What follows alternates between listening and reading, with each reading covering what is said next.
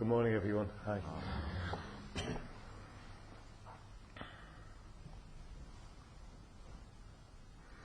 just feel a bit of a nuisance giving a Dharma talk. Everybody's nicely settled at the end of the week and they're all sitting really well. And I come and start sprouting.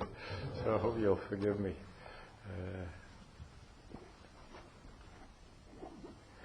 I wanted to talk about a few things today. I wanted to talk about, because we're doing the Jukai ceremony this evening, I wanted to talk about the precepts, but I'll talk about that in a little while.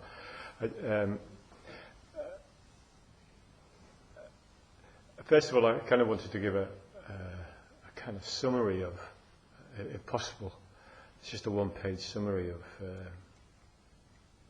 where we're at.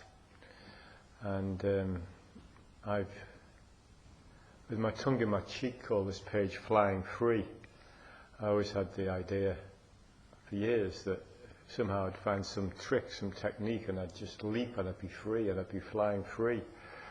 I never succeeded. So this is as I understand it what the deal is in a way.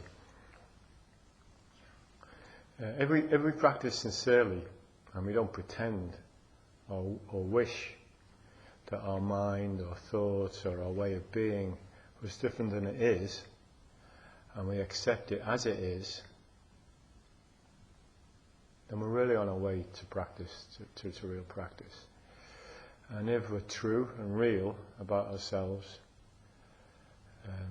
then if that is the case, then practice is about being human, and the development of humanness in you and in society. And we can call this Zen if we like, but don't get stuck on the kitchen post on the idea of Zen. Zen in a way is not Zen. Why do you think Zen is not Zen? Why is Zen not Zen? Just a word. Go. It's just a word. It's a word, yeah. It's a label, yeah. And Zen is about not labeling things. It's not about being stuck on an idea or a concept of things, of how they should be. It's just the practice of reality, really. It's the practice of reality. So, Zen is not Zen if we think about it as some fixed thing. It's just about reality. And right now, what is the only thing that's real right now? My knees. Your knees, yeah? Yeah. Right now is the only thing that's real about right now. There's just now, there's only now, and it's always the case.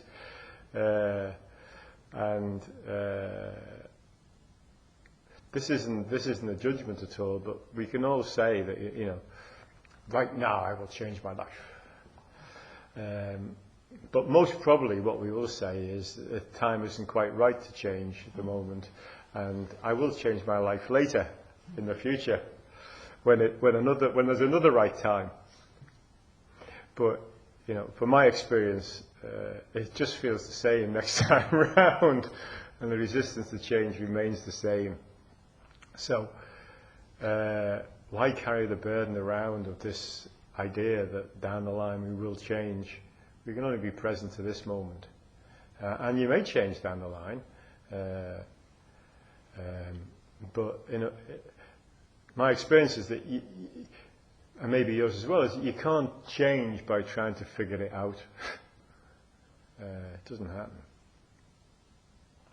And so this is about me. I thought, I was, and perhaps we're all looking for a place where we can fly free. And this place is usually somewhere else, in a different location, with a different partner, with a different teacher, with a different practice, different circumstance. But guess where the only place is where you can fly free?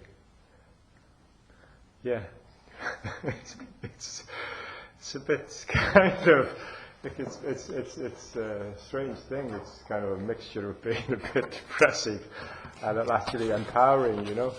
Which is it? I wasn't going to talk about this later, but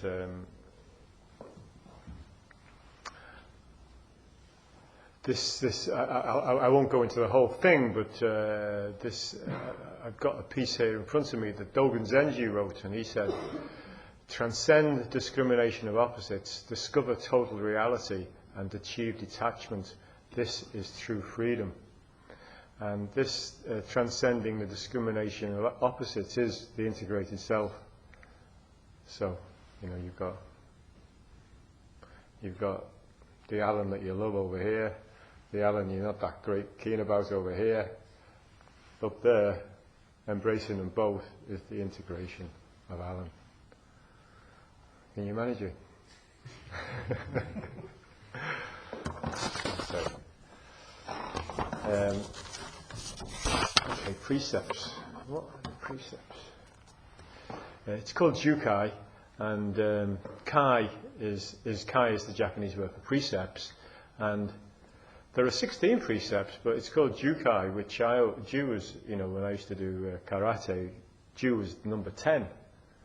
So it's kind of 10 precepts. So I hadn't really thought about that before. Maybe Ju means maybe it's a kanji for something else. But anyway, it's called Jukai. And what I've written down here is that the precepts, and I'll say a little more about them, but the precepts are the natural expression of basic goodness. And by basic goodness, I mean when we function out of this strange word which we call shunyata, which Ken rightfully pointed out is poorly translated as emptiness. But when we function out of that place, i.e. in the absence of being gripped by the self, that is the natural expression of the precepts, and that's the natural expression of goodness. And if we can live out of that place, then our lives naturally accord with the precepts. And the idea of good and bad aren't relevant. It doesn't come up, you know, we just naturally act out of them. And this natural expression of the enlightened self is spontaneous response, and it's not governed by a set of rules. It's spontaneous, and it's not governed by a set of rules. So, if we think about the precepts as a set of rules, then we're already setting up a burden for ourselves, and we're already going to start to feel guilty if we break them. So they're not a set of rules. What they are is they've been worked out pragmatically, I assume, over many centuries, thousands of years even, to help us work with the habitual patterns and deeply grooved ways that we've all embedded ourselves in being. And you know, that kind of needs steady work. It's not something you can do overnight or even perhaps in one lifetime. It requires steady work. So the 10 grave precepts, and I'm talking about the grave precepts, the 10 grave precepts are called. I'm not sure why they're called grave. It's great. Does grave mean important as well as serious? Yeah. Why is it the same word as grave then? I wonder. Gravity. Oh, is that it comes from gravity? Yeah, interesting. Yeah. Anyway, the 10 important or serious precepts. Even serious, I don't like. The 10 important precepts. They offer us a guideline on how, in quotation marks, an enlightened person would behave. This is very much the teaching of Genpo Roshi. You know, I owe this understanding too.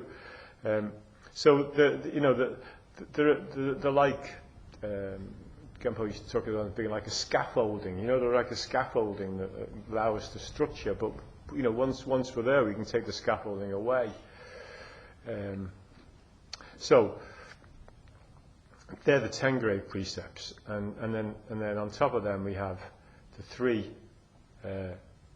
treasures, and then the 3 pure precepts. And the 3 treasures, which I'll talk about a little more, are the Buddha, the Dharma, and the Sangha. And for fear of having my tongue cut out, I'm going to say that the Buddha represents what we talk about in a way as shunyata, or emptiness.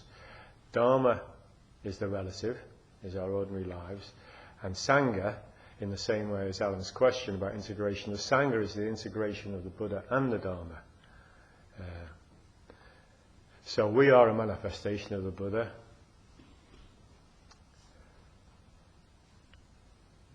Through the Dharma we express this. We are a manifestation of the Buddha, and through the Dharma and the Sangha we express that. And then we have the 3 pure precepts, which are very simple. Put in a simple way, these are the precepts that the Buddha gave as shortened precepts toward the end of his life. And cease from evil, do only good, and do good for others. Pretty impossible, really. I mean, because cease from evil at a deep level, it means to realize your own true nature, and not to cover it by being really selfish. And do good for others expresses that your life and others' life are the same. But, cease from evil, do only good, do good for others. Well, what do you think? You have to decide what evil is first, then you have to decide what good is. So, there's a real task there. And then finally, the Buddha said that there are 52 stages of enlightenment. 52 stages of enlightenment. What do you think about that? 52 stages of enlightenment. Is that one for every week of the year? And, that was yeah. No, those are that. Yeah. Well, we could say 365, because the number is purely arbitrary. Of course, there are infinite numbers of ways of understanding and experiencing clarity, and where you are in that, that kind of tier, if you like, or arbitrary number of understanding of clarity, is really unimportant, because we're all at different places, at different times, with different aspirations. It's not important where you're at. What's really important is that you're not stuck where you're at. Because if you're stuck, my experience, and maybe your experience, is that my sense of well-being is at its lowest when I feel stuck. Yeah. So not being stuck. So this evening, when we do the ceremony, I'm not toward the end. I'm supposed to give traditionally you give a talk at the end of Jukai. I'm not going to. I've just done the precepts. But if there's any at this time, if there's anybody who wants to ask me a question about those, please do. I can't even remember what they all are. The 10 great precepts, but. The 3 important ones, are the 3 pure precepts, however you interpret them. Cease from evil, do only good, do good for others. Would you repeat what you said about the Buddha, the Dharma, and the Sangha? Yeah. Well,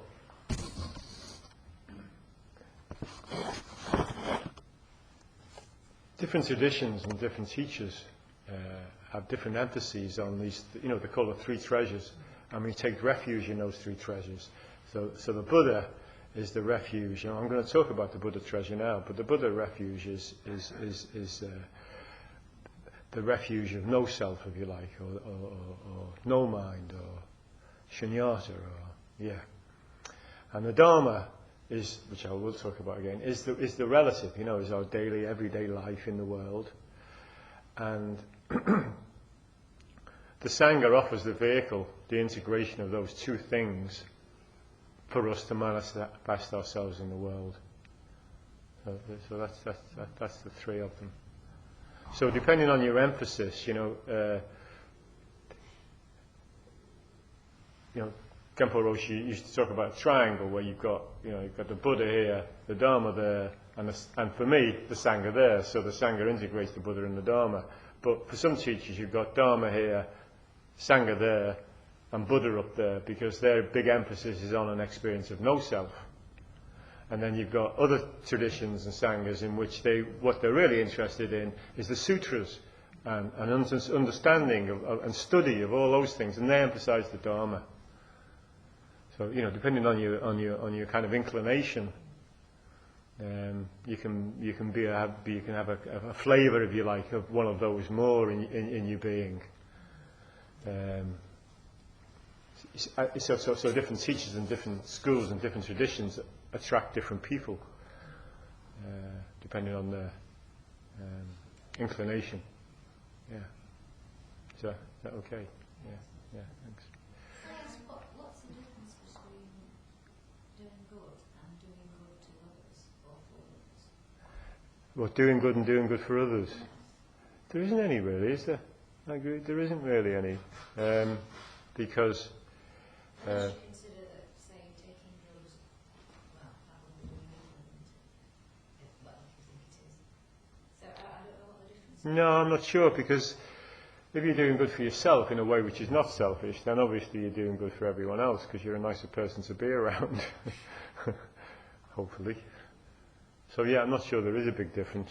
Well, Hinayana do good, don't they? But Mahayana do good for others.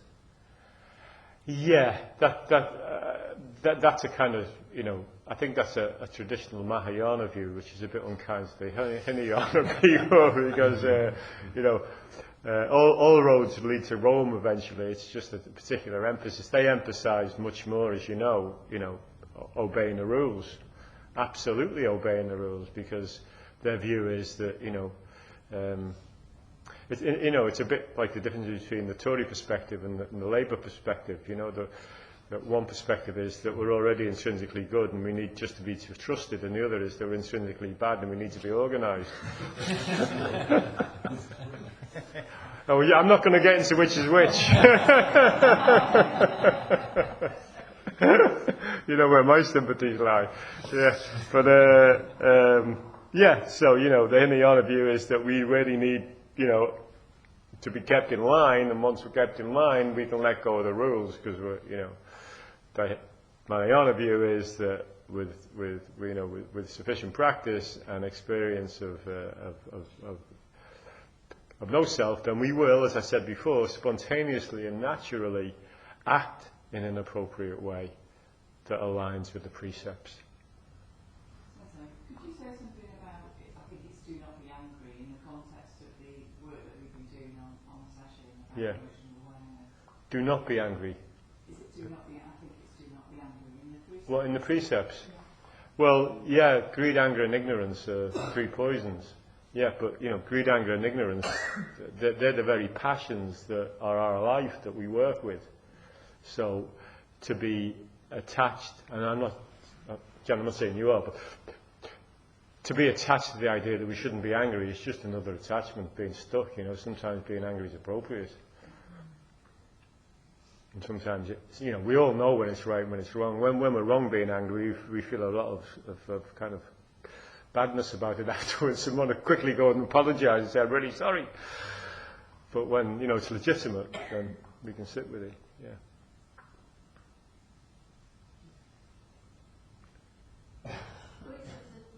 May I ask this? Sure.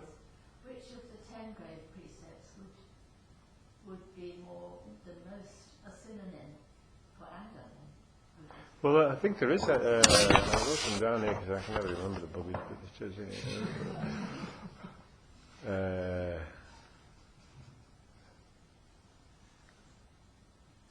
There isn't any that actually says, don't be angry. It says, I vow to refrain from indulging in anger and hatred. And I think the crucial word is that, in indulging. Yeah. in indulging in it, where we're actually just letting it all go because we can't hang on to it anymore.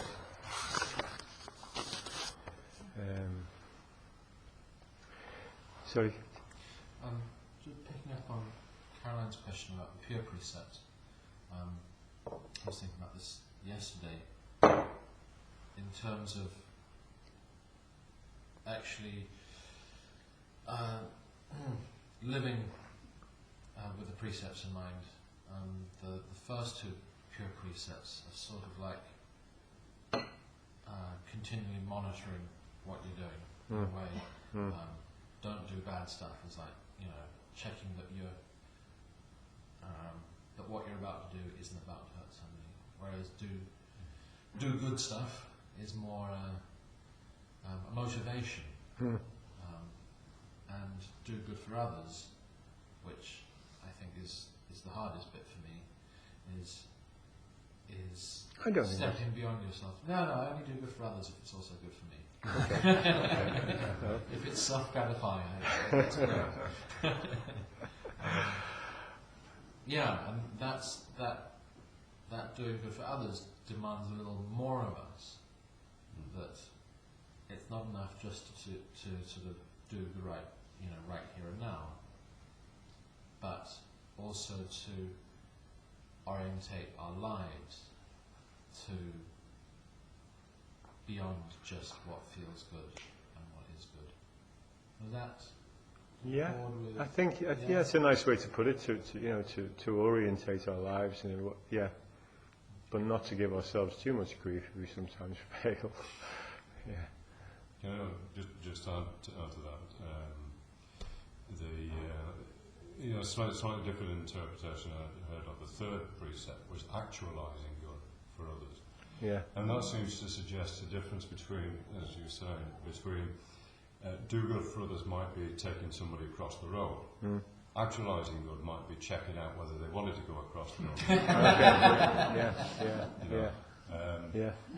But just grabbing some elderly lady by the arm.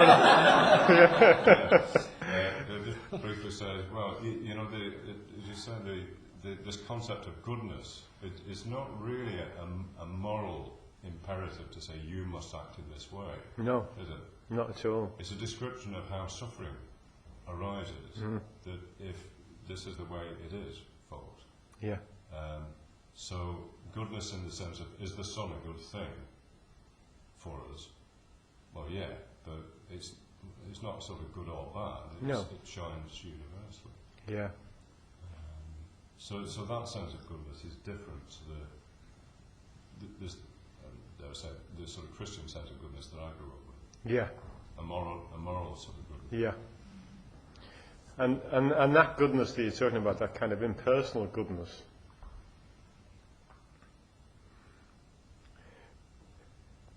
if we can really appreciate that, it's wonderful.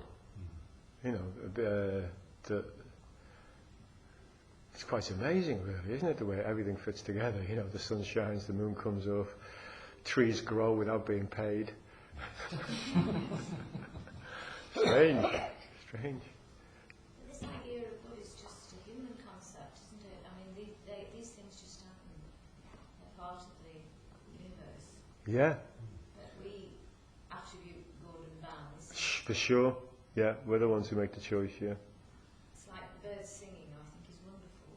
Yeah. Because, they don't sing for my pleasure. No. They sing to keep some other bird off the territory, yeah. But it's still nice. Yeah. Sorry, go ahead. This sense of that universal good, could we also say that is sort of, and I know Ken's not very fond of these terms, but that sort of good is absolute good, and then good in the moral way is relative good. Yeah. I would say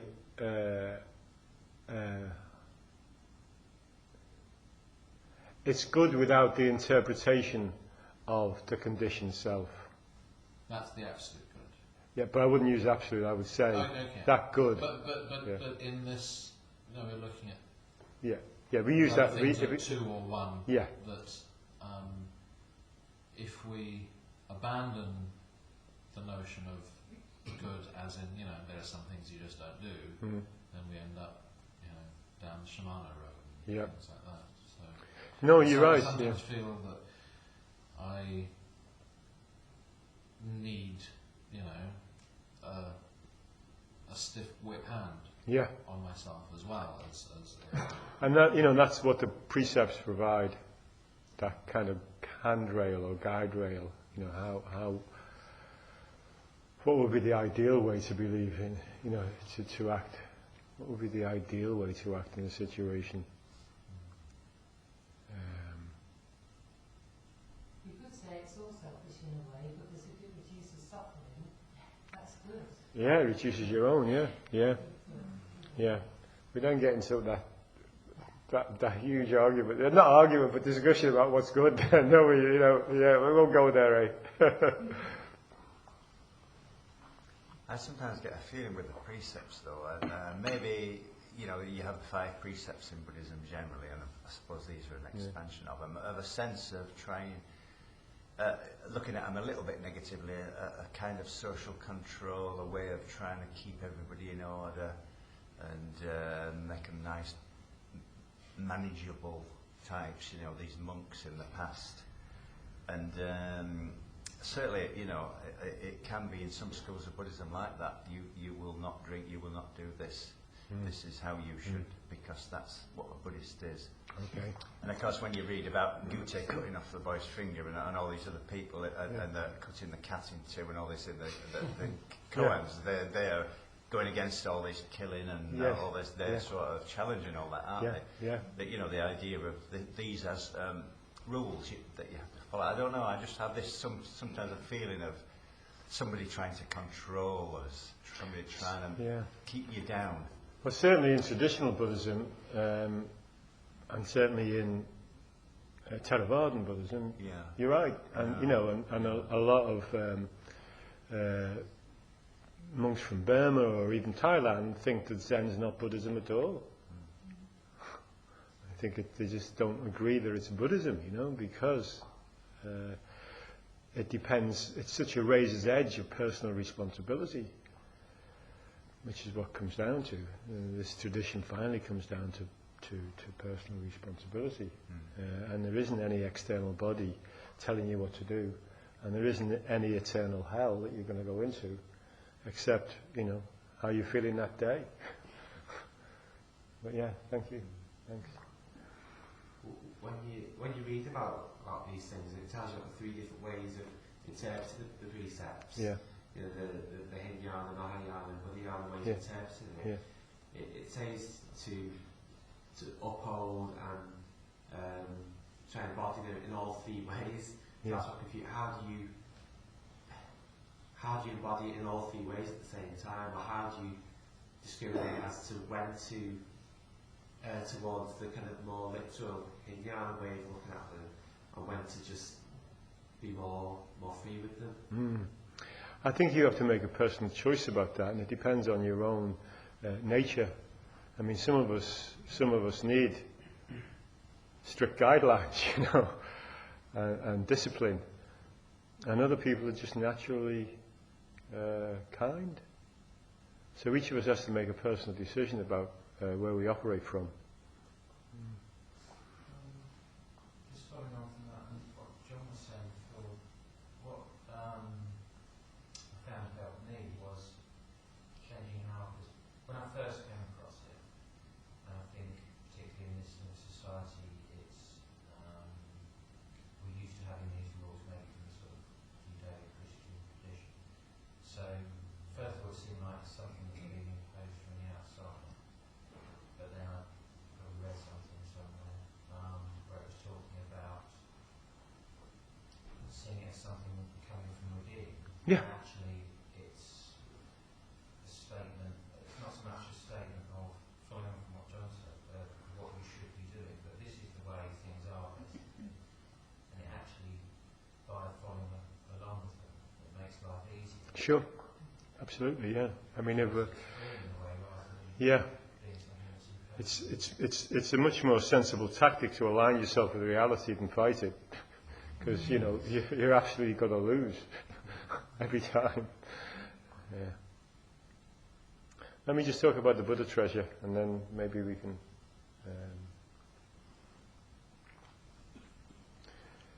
So all the three treasures, when we do the Jukai ceremony, we always say, "I take refuge in." So they offer, in a way, paradoxically, they offer a safe place to feel unsafe, if that makes sense. Yeah. So when you say, "I take refuge in the Buddha," this does not mean worshipping the Buddha. And to really penetrate the meaning of this precept, we need to understand what Buddha means.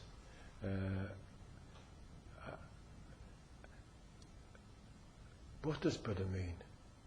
And to be awakened from our own self-created illusions about life, I think, is what it means. Buddha, when the Buddha was asked, he was asked the question, but he said, "I am just an awakened man. I'm an awakened man." I thought about that one. Did you? Answer for that, yeah. Go on. Because, every moment I try to be Buddha. Yeah. For the last 28 years, and every moment I failed, and I failed to attain to joy every moment. Yeah. But the Buddha was the one who didn't fail, and I can tell myself that although I fail every moment, the Buddha didn't fail. The Buddha succeeded. He's an inspiration. So and the Buddha is the same as me, even though I failed. Really, I am the Buddha. Yeah, that's although true. I'm failing. Yeah. Well, there was a famous Buddha, famous teacher that was, I've forgotten, who was it that said, in 1,000 lifetimes he never achieved Buddhahood. And why could he not achieve Buddhahood in 20,000 lifetimes or whatever? And why is your trying for 28 years guaranteed to fail?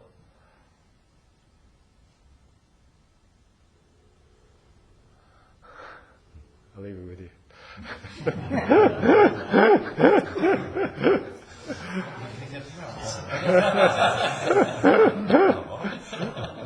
It's not personal, Paul. We will all fail if we try. Don't feel. But yeah, the Buddha as an inspiration is a nice idea. Yeah. No, more than that. I didn't mean that. I can't explain it, but it's more than that. More than that. More Okay. than that, yeah. Okay. More than that. Okay.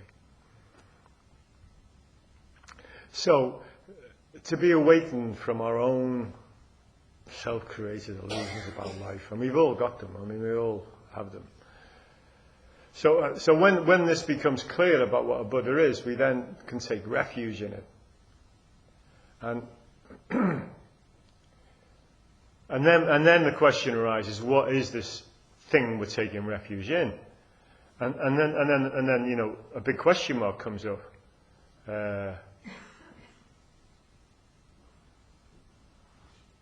What is it? What is this Buddha? What is this it?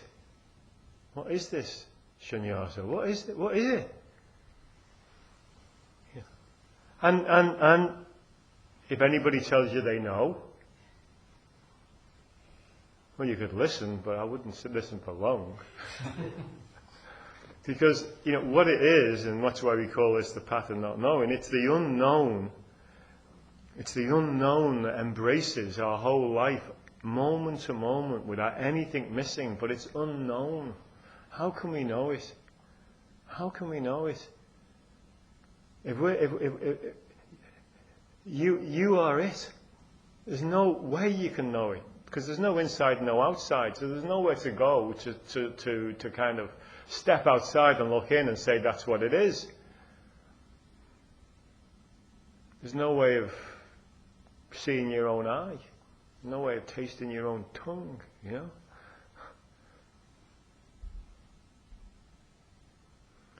So the way to embody it is to have real faith, that you are it, you are Buddha nature, that your heart and mind is the Buddha. And in a way, the practice is only about allowing us to really embody and rest in that.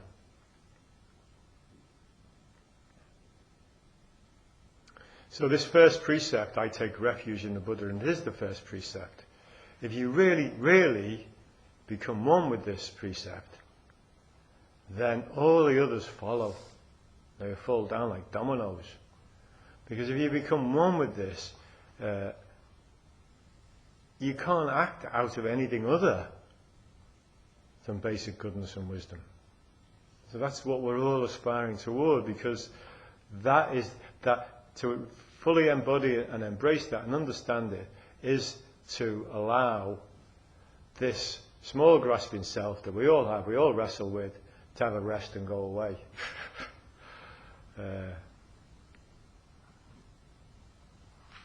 And we all have the potential to experience that. I mean, so there's nothing to, when Dogen came back from China and he said he hasn't brought anything back, there isn't any, this practice doesn't give us anything. It just gives us the opportunity to uncover what we are.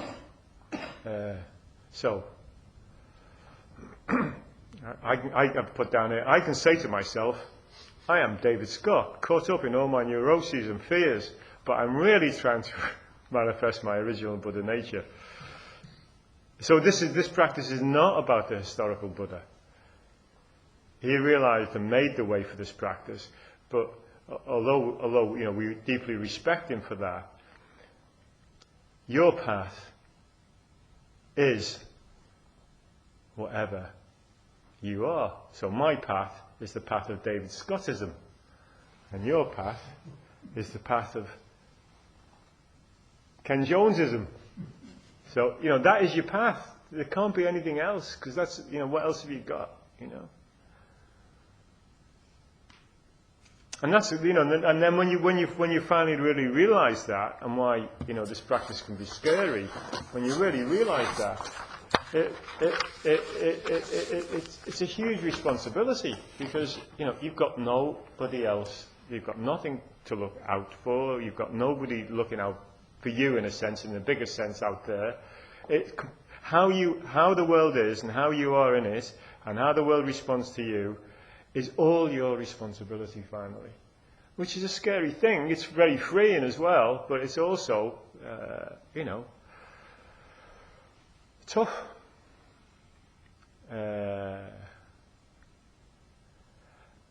And having realized all that we are intrinsically the Buddha, we are intrinsically enlightened, that doesn't mean we don't have to practice.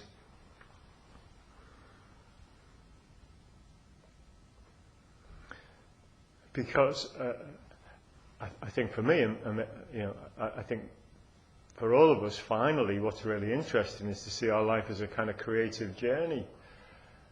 And the practice gives us the opportunity to keep unfolding, peeling off the different layers, to keep gathering, like those whales that have all those crustaceans on them, they keep gathering like that. So, although theoretically and we are already intrinsically enlightened, or whatever that means, experientially we're definitely not.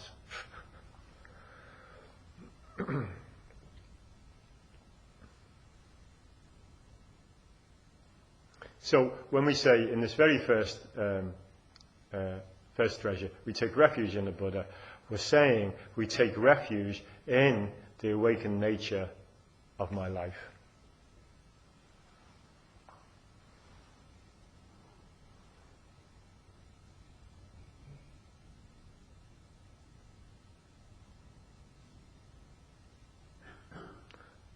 So it's the place where you aren't present.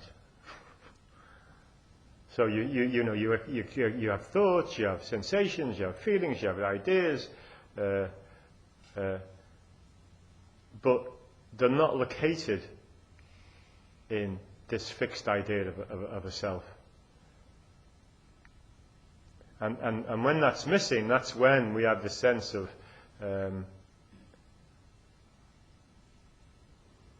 interconnection, if you like, and that's where compassion arises, and where when John was talking about the difference between absolute good and moral good, that division just dissolves. You see, you're sitting at the station, you see somebody drop their case or something on the floor, you don't think, you just go and pick it up. And, I'm not offering myself, by the way, as a template for this. This is an aspiration for us all. And what's kind of exciting about it and also daunting is it's a lifelong task. And there's no point in which it stops. So, this is what the Buddha said at the end of his life about the Eightfold Path. He reduced it to three guidelines. And these are easy to understand. Reduce your wants, that is, focus on only a few wants and satisfy them. Find out what it is that will satisfy you, and from these two will come peace and equanimity. And finally, he said that loving kindness. I'm assuming, that this historical person that we call the Buddha arrived at this view after. How many years was it? It was 80 when he died, wasn't it? How many years of practice? How many? 40 years of wandering. 40 years of seeing many different people. 40 years of deep practice. He came to the view that loving kindness, compassion, sympathetic joy, sympathy, joy, and equanimity is the way to nirvana, and not simply a preparation for meditative absorption. So, nirvana is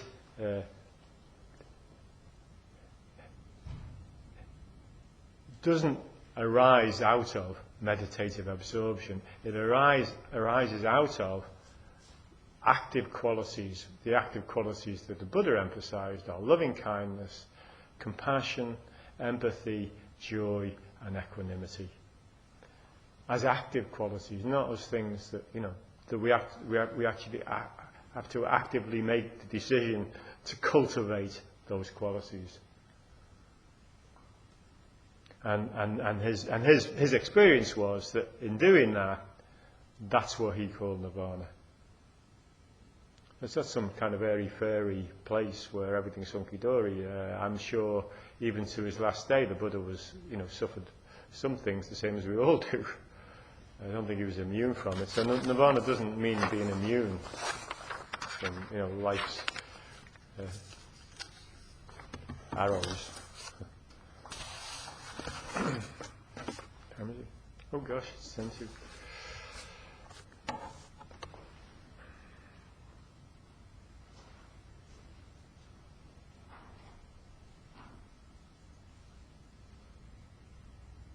you think he rejected his Eightfold Path in a sense, or moved beyond it? The Eightfold Path sounds very prosaic in a way. It does, very, yeah. Programmatic. Yeah, it does, doesn't it? Yeah. Yeah, no, I mean, it's much easier to understand those three things, aren't they? Yeah. And I think certainly what happens to all of us as we get older is that we become more mellow in our beliefs. Do you think that's the case? I think so. More mellow, more understanding of people's difficulties and how hard it is to be alive. So we hopefully, we can go two ways as we can get older. We can become more tolerant and understanding, or we can be more cranky and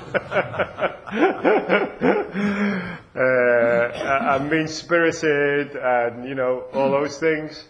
And that's a tough way to go. It's a tough way to go to go down that road, the cranky road, because.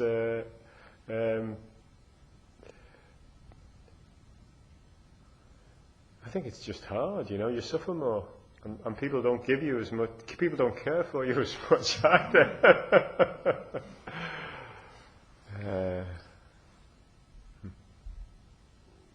I'll just say very briefly what I've said here about Dharma, and then I'll a few more questions. I put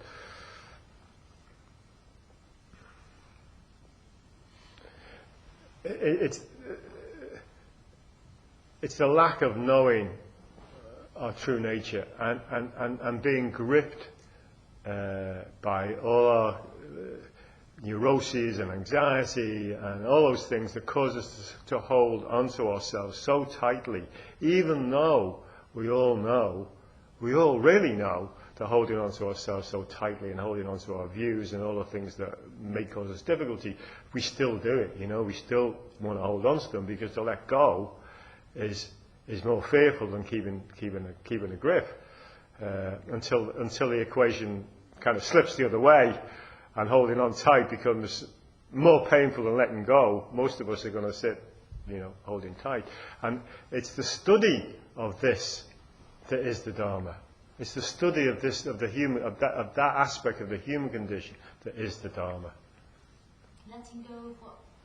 Of this kind of tight hold we have on ourselves, usually based around fear, the fear of letting go, because we don't know what, it seems that part of the human condition to feel, to be happier to stay in a place that's painful than to let go and be in a place that's risky, that we don't know about. We don't know how it will be. We don't know how we'll cope. We could be even more unhappy if we move. And so it's the kind of study of that phenomena. How do we let go of all these layers of social conditioning, of our beliefs, of our views on people, of our superstitions, of our repetitive patterns, all those things? Dharma is the study of how do we let go of them,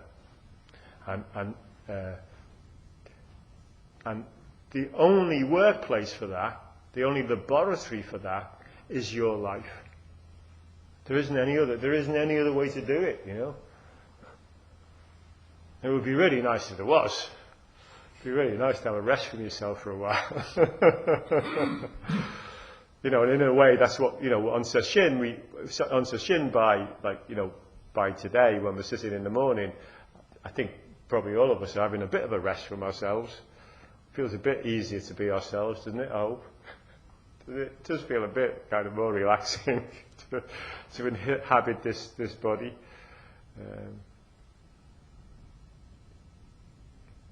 So let me just say, I don't know, this is not me, I don't know who wrote this, but somebody said, one famous Buddhist sutra, and somebody was talking about motes of dust. One famous Buddhist sutra says that if one mote of dust were removed from the universe, the entire thing would collapse. That is the Dharma attitude. Absolutely everything is essential. And that even means you. Even you. Everything is absolutely essential.